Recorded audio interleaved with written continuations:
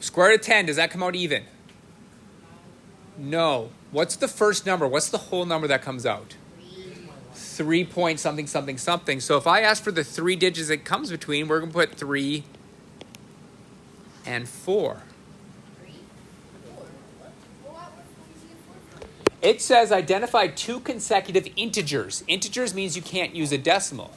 So what I'm saying is square root of 10 lies somewhere between 3 and 4 because it's 3 point something, something, something. You are just saying, oh, between 3 and 4 is this. Let's try it again for square root of 115. Square root of 115, is that a perfect square? No. So what do we get if I plugged in my calculator? 10 point something, something, something, something, right? So it's going to be 10 and 11.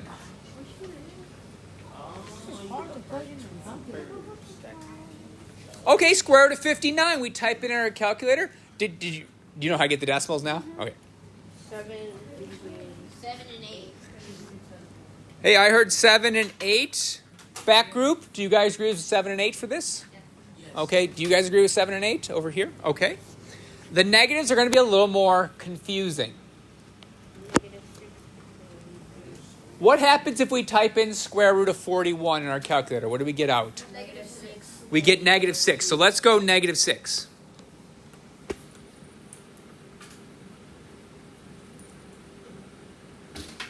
What's the next number? Negative 5.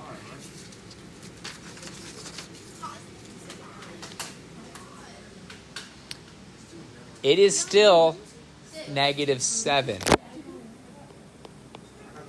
This is like, that's why I brought it up. A lot of people think it's like negative 5 that will go down because we're negatives. But because it's negative 6 point something, something, something, it's still between negative 6 and negative 7. Does that make sense? All right. All right, square root of 3. Yeah. Negative 1 and negative 2. Does this pod agree with that? Did we do it? Or are we just saying yes? Okay. Yep. Just make sure you put the negatives in front of it, okay? Oh, okay. All right, let's make sure we all do it. We're doing negative 206, square root of 206. So I want to be able to go to each pod and we have the same answer. Just a second. I'll call on you in a second. I also make sure everyone, because a lot of people are getting lazy and they're letting other people use their calculators. What's showing up on your calculator? Can I see it? And then we hit enter. Okay, we're going to take this. This will change it to a decimal. See that S to D? That will change it to a decimal. All right. Michaela, you said you got it? You got negative 14. And what's the next number? Negative 15. You guys get the same thing? Okay. This. Yeah. Yep, that works. Okay. So Because you got the 14, right? So the same 14, now we put a negative because it had a negative. And we go negative 15 is the next integer. Does that make sense? Mm-hmm. Okay. All right, we good with that? why did you put the 15 there? That was the direction that says is identify 2 consecutive integers in which the square root lies. So the square root lies between negative 14 and negative 15. That's why we have to put 2. You should have 2 on all of them. Okay, so if you don't have 2 on all of them, take a second and make sure you copy those down. We got them all? Okay. All right. Last thing we're going to cover on square roots. Approximating each square root to the nearest tenth. Box that in. To the nearest tenth means the one right after the decimal. The one right after the decimal. So I should have something point something. Okay, I'm doing square root of 84. Can we all type in square root of 84 into our calculators? Now hang on. Yeah, boy. It's 10.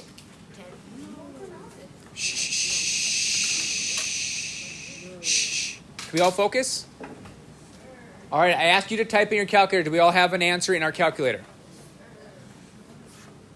Okay. So, when you type this in your calculator, you got out 9 point what? 1. What's the next number? 6. That's where we stop. So it's going to be 9.2 will be our answer Because if I'm rounding to the tenths, I have to go to the next decimal value to tell me what to do with it. So we got, see that 6 there?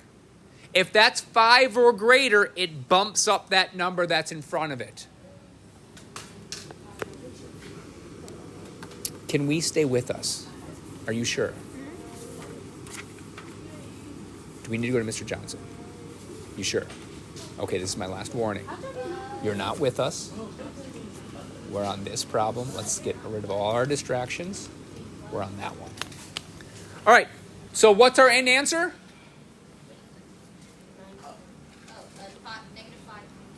-5. 9.2, right? So 9.2 would be my answer. You were talking about this one? I gotcha. That's where the 5 came from, right? All right. Square root of 27. We're all going to type it in our calculator. I want square root of 27 in our calculator right now. If I walk around and you don't have it, you are losing points for the day. Oh, no, you're good. Yeah. I'm just making sure we're all in the same.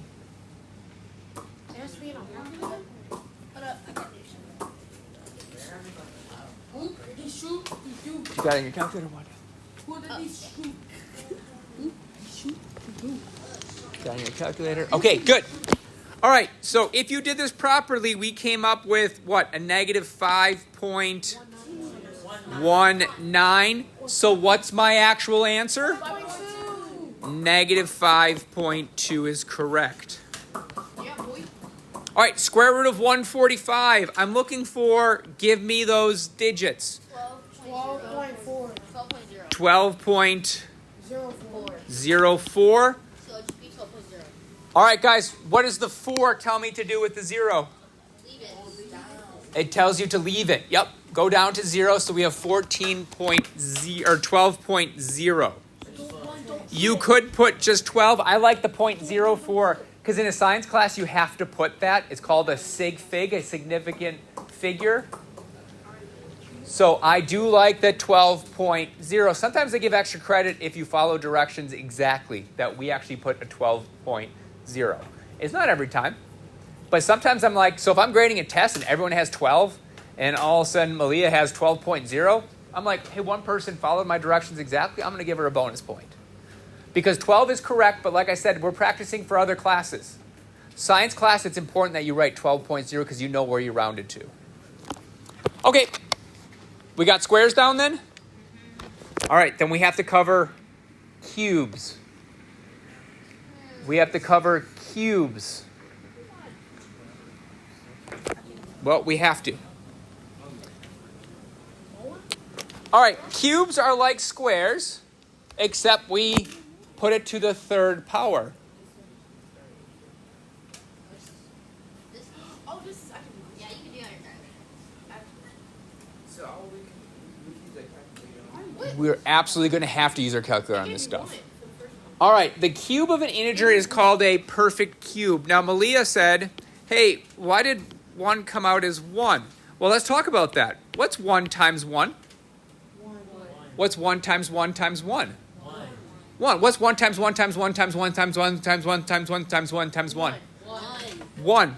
So anytime we take 1 to the cube, to the 4th, to the 5th, so on, we're going to end up with 1. What I would like us to do right now is fill out the rest of that list, okay?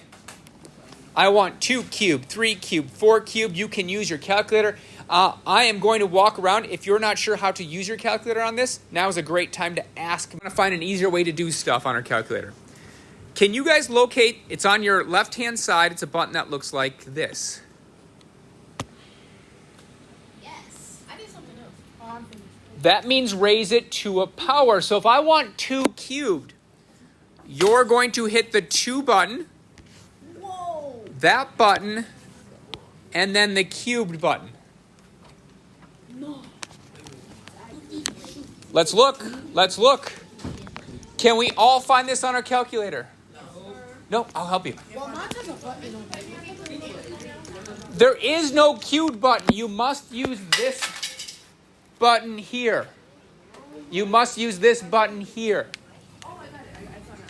I figured it out. You have to do 2 to the button the time. Then put 3. Oh.